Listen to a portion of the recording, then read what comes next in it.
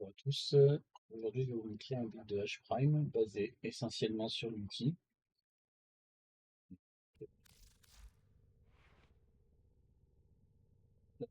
Donc là, on va utiliser Corrosive Projection pour enlever l'armure, mais on peut aussi utiliser Brief Respite pour le late game. Mais Brief Respite, c'est pas obligatoire dans le sens où H c'est une Warframe qui va rester invisible, mais ça peut aider. Donc choisissez ce que vous préférez en fonction du mode de jeu que vous faites. Euh, Donc, je vais expliquer les mobs. Donc là, on va utiliser Prime Continuity. Pourquoi? Parce que c'est ce qui donne le plus de duration sans malus. Parce qu'en fait, on va jouer, on a besoin de tous les bonus disponibles pour H. Parce que Red Storm utilise tous les bonus. Donc, on va utiliser Prime Continuity. On va utiliser Prime Flow. Alors là, c'est Archanflow que j'utilise parce que moi, j'ai les deux.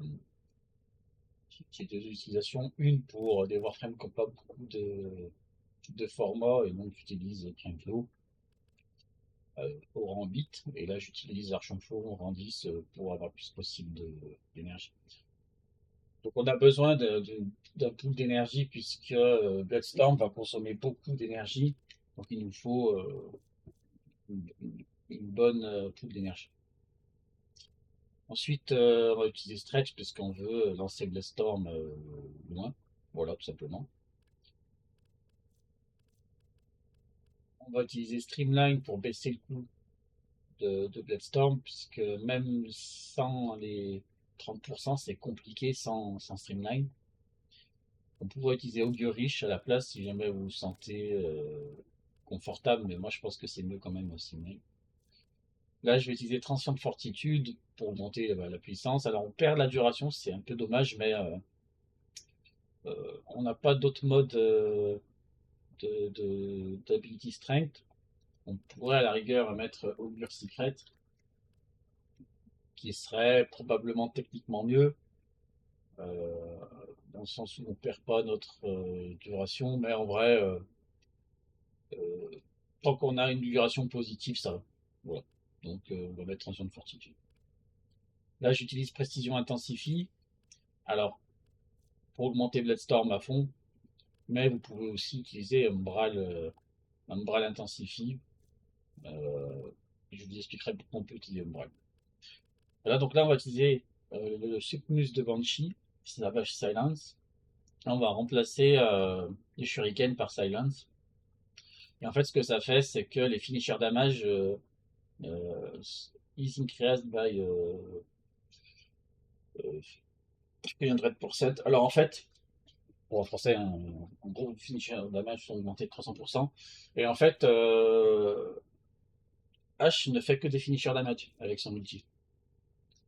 C'est marqué damage 3675, mais vous allez voir en fait que ça fait que des finisher damage. Et donc, on a un multiplicateur de dégâts qui est énorme, qui est de 564%.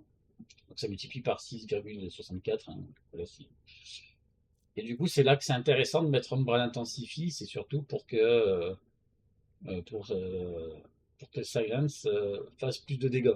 Enfin, oui. Mais techniquement, c'est bien Précision Intensify aussi. Et donc, en fait, moi j'utilise ces deux modes plutôt que Augure Secret et Umbral Intensify parce que bah, j'ai déjà formaté Madurai. Mais vous pouvez mettre Augure Secret et Umbral Intensify, ça marcherait aussi. Mais je pense que techniquement, la duration à 128%, on est pas mal, donc on, on- on va garder, euh, on va garder 128%. Euh, voilà, donc pourquoi on veut de la duration? Parce que bah, Stylance, c'est une duration, d'accord. Smokescreen, c'est une duration. Alors, Smokescreen, ça va être pour le début. Et parce qu'en fait, on va jouer Arcane Trickery, qui fait que sur les finisher kills, on a 15% de chance d'être invisible pendant 30 secondes. Alors, c'est 15% de chance, ça veut dire que ça va pas forcément proc. D'accord. Des fois, il se peut que vous ayez besoin de recaster Smokescreen parce que Arcane Trickery n'aura pas proc. Et du coup, Bah ça, ça vous permet d'être invisible pendant 15 secondes, et pendant ces 15 secondes, vous castez donc votre ulti pour tuer les cibles, et en tuant, bah, vous devenez invisible. Et on va jouer Arcane Crépusculaire, bon bah c'est évident, c'est pour quand vous êtes invisible, vous gagnez 30% d'ability strength, donc encore plus de dégâts, et en plus de ça, vous gagnez des critical damage. Hop. Maintenant, je vais vous montrer les Shadow Clone Prime, donc l'arme de mêlée de Hush. Alors c'est juste une arme qui va utiliser le 4, hein, c'est tout. Hein. Et donc vous voyez, ces dégâts, c'est des finishers. Et donc en fait, ce qui se passe, c'est que tout ce qui est élémentaire, ça marche pas. Même si vous faisiez ça, vous avez finisher 16 000 et toxine 14 000, mais ça fera jamais de dégâts. En fait, c'est égal à 0 ça, parce que votre arme, elle fait que des finisher damage. Ok. On va remettre élémentaire. Alors je vais expliquer les modes. Donc on va utiliser condition overload et prime pressure point pour augmenter nos bases damage. En condition overload, c'est si jamais vous avez un primer. Sans primer, vous allez quand même infliger le statut saignement, plus le statut corrosif grâce à l'exposure, donc vous allez avoir 2 éléments. Mais techniquement, si vous avez un primer, c'est bien. Et pourquoi vous allez infliger le statut saignement? Parce que regardez, damage, c'est du 3675 de dégâts tranchants. Donc c'est du saignement. Ouais. Et là, donc on utilise mêlée exposure. Lorsqu'on fait un cast, on a 60% de corrosive damage on melee strike pendant 25 secondes, et plus on caste, plus ça se stack. Donc ça va se stacker jusqu'à 240% de dégâts corrosifs. Et ça va fonctionner sur les finishers damage. Voilà. Vous allez infliger du corrosif en plus. Du coup, vu qu'on inflige du statut saignement, slash, on va utiliser galvanise d'élémentaliste pour augmenter les dégâts de slash, tout simplement. On va également utiliser Blood Rush, parce que on utilise les combos. D'accord. Là, notre combo est de 15 secondes. Elle est de 15 secondes. Pourquoi notre combo dure 15 secondes? Parce qu'on utilise Rising Storm qui nous rajoute 10 secondes.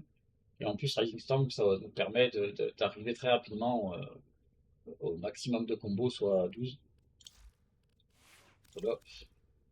On va utiliser ensuite des modes qui augmentent les dégâts de finisher damage, donc Covert Lethality et Finishing Touch. Vous voyez, regardez ce que ça fait. Euh, Hop, ça augmente grandement les dégâts, parce que c'est multiplicatif.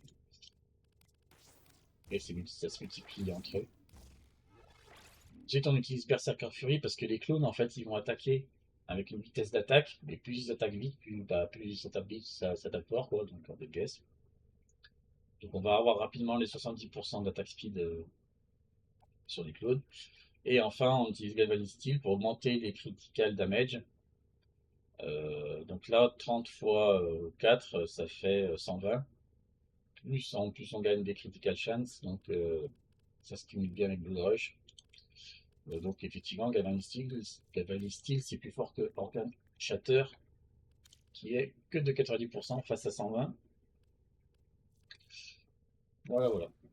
Au niveau des archons, alors moi j'utilise des archons rouges pour les mêler critical damage. Ça sert à rien de mettre des violets puisqu'on n'a pas plus de 500 d'énergie.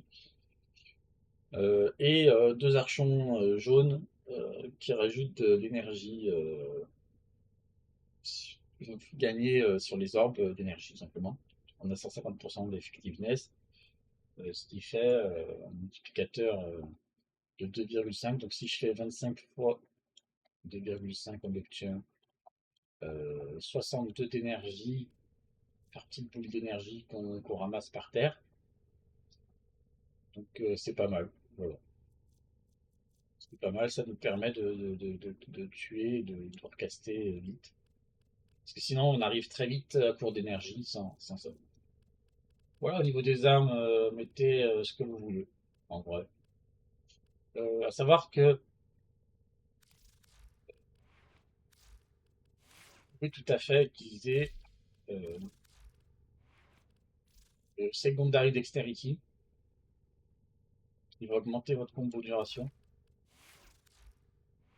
voyez.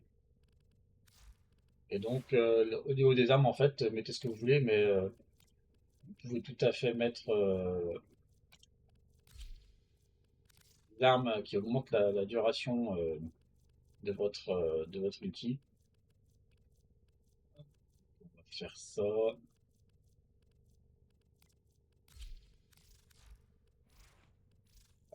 Prenez l'arme que vous voulez, mettez Primary Dexterity et Secondary Dexterity. Et ça augmente la duration. Là, on a 30 secondes. Alors après, c'est pas obligatoire, hein. On a déjà quand même 15 secondes, c'est suffisant. Vous pouvez mettre les armes, faire mal, mais vous pouvez faire comme c'est.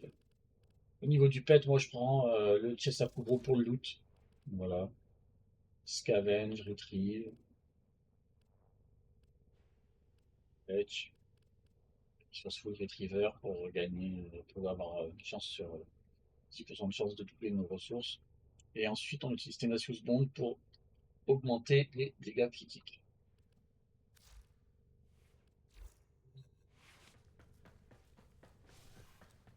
Je vais vous montrer un gameplay maintenant.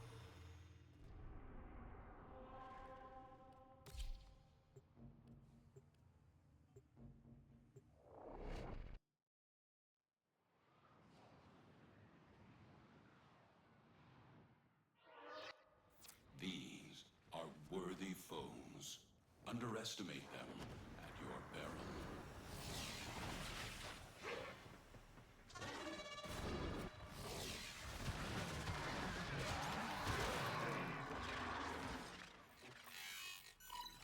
The Orokin Neural Sentry is attempting to purge you from Là, this je suis place. invisible parce que j'ai Stand by tué for light avec l'ulti. Là, vous voyez, j'utilise Savage Silence. Ça stun les ennemis.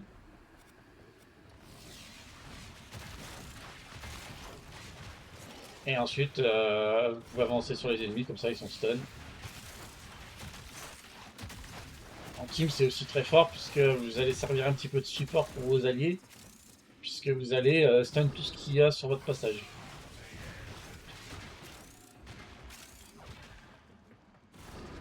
Donc on spam le 4.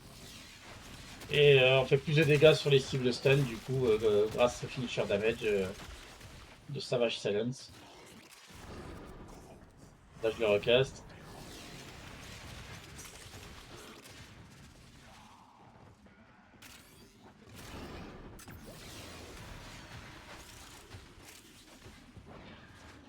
Pour rester à même endroit comme ça.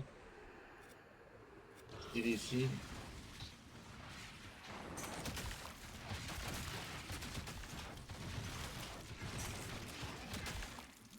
Bon, c'est un peu long à tuer parce que les clones ils apparaissent pas d'un coup.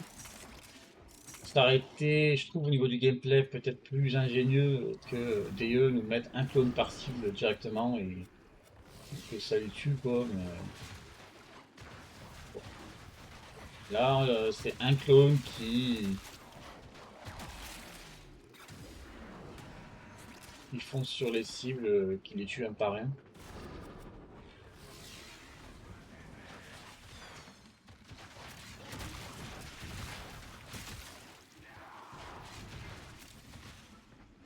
Dommage qu'il n'y ait pas plusieurs clones d'un coup, quoi. Mais ça rend, ça ralentit le gameplay, je trouve. Mais en soi, voilà, c'est une Warframe qui a pas besoin d'armes.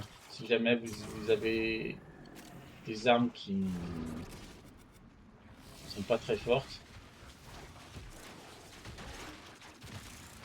Et bah, c'est une Warframe en fait bah, qui joue sur l'invisibilité, donc c'est hyper fort pour le late game, hein.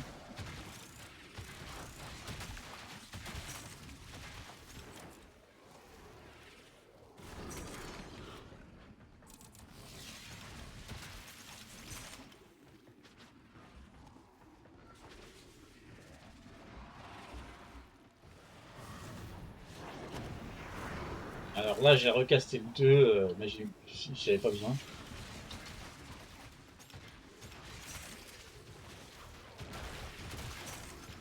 Une erreur de ma part.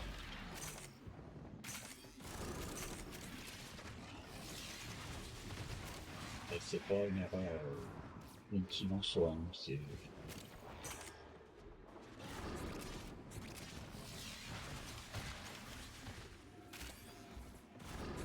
Alors, à savoir que l'acolyte violence, vous allez pouvoir le stun avec le supplice de Banshee. Et, et du coup, le tuer tout simplement en castant votre roquette sur lui de loin. Donc en fait, c'est très fort, quoi. C'est un peu comme Gloom qui va ralentir les cibles de loin. Qui peut même ralentir la police de violence. Là, c'est pareil, la police de violence, vous avez le stun et le one shot en fait.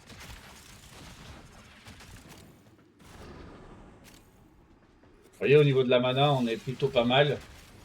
Peut-être qu'une seule shard euh, de mana serait suffisant.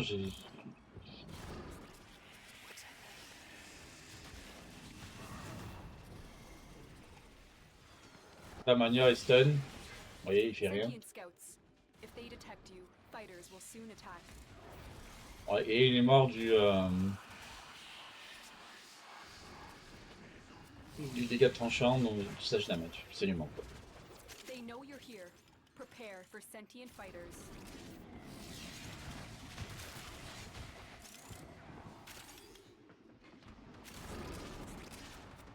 Voilà, donc même pour les acolytes, hein, il n'y a rien besoin de faire. Vous allez voir que même pour les Trax, c'est tranquille. Hein.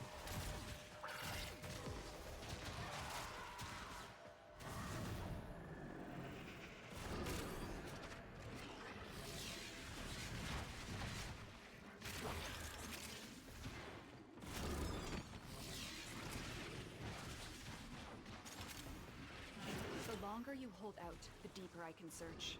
But if you need to leave, extraction is ready. Ah, on a watch out les Trax. Hiding Lua in the void risked the unfathomable.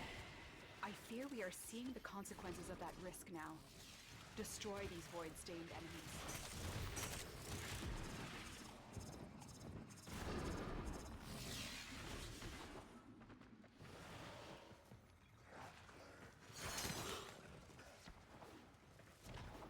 Tenno, if you have a necromech, this would be an excellent place to deploy it.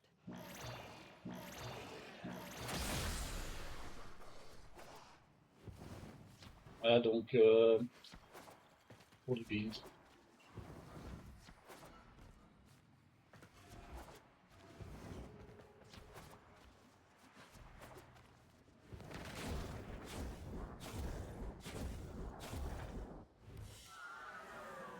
What you have learned here will serve you well. Allez, des bisous.